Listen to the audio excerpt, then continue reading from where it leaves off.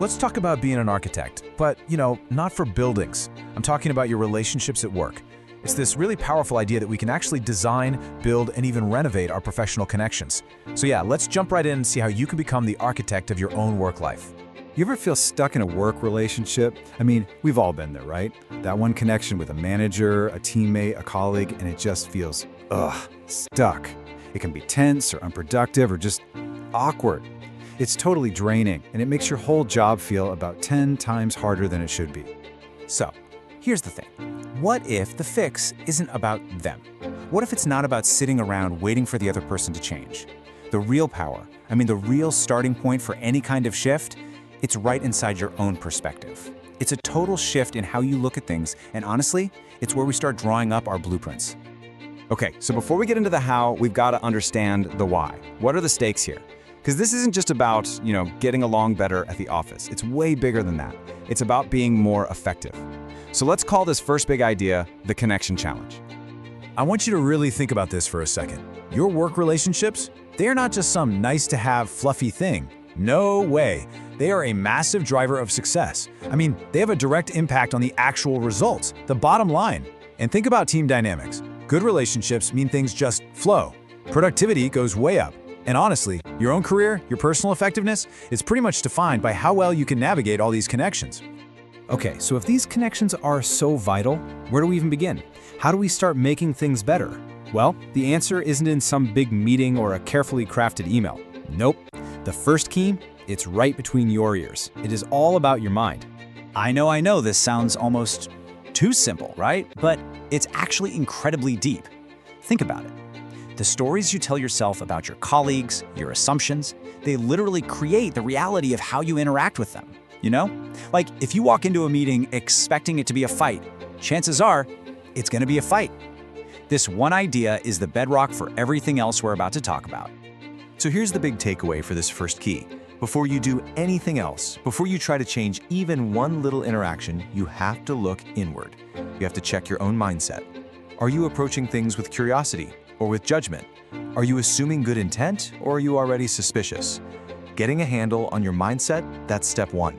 It's the absolute first key to unlocking better, more productive connections. All right, so once you've started to get your inner world sorted out, it's time to look outward. We need a map. And that brings us to our second key, which is this really cool idea of seeing your professional network as a constellation. So don't just think of it as like a list of coworkers on an org chart. Picture it more like a galaxy. Every single person is a star, and you've got all these invisible lines connecting them, lines of communication, of influence, of teamwork. It's not just a bunch of random people bumping into each other. It's a living, breathing system. And when you see it that way, the whole picture starts to make a lot more sense. So let's get practical. Who are the big stars in your galaxy? I'm serious, take a second and actually picture this. You've got your manager, or maybe managers, you've got your direct reports if you have them, your peers, the people at your level, and don't forget those crucial cross-functional colleagues, the folks in other departments you rely on. Now, once you have them mapped out, ask yourself, how strong is that connection? Where are the weak spots? Where are the, gravitational pulls? Okay, mindset, check. Constellation map, check. Now what? Well, now you need the tools to actually move around in that galaxy. And that leads us to our third and final key, learning the art of persuasion.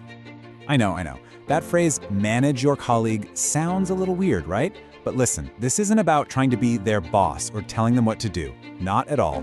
It's about skillfully and ethically guiding your interactions so that you get to a good outcome for everyone. It's really just the art of getting stuff done with people, not to them. And we have to be super clear on this one point. Persuasion is not manipulation. They're worlds apart. Manipulation is all about selfish, short-term wins. It's coercive, and it just destroys trust. What we're talking about here, persuasion, is collaborative. It's about building trust and finding a win for everybody. So for example, instead of just demanding that your coworker help you, you persuade them by showing how your project helps achieve a goal you both care about.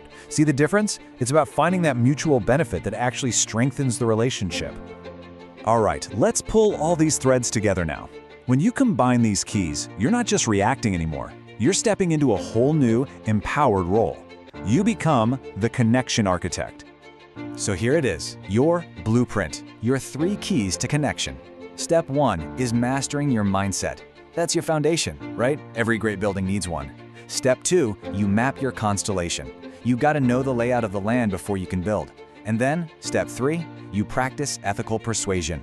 Those are your tools, the skills you use to actually build those strong, lasting connections. And really, that's the whole point. These 3 things, they completely change the game.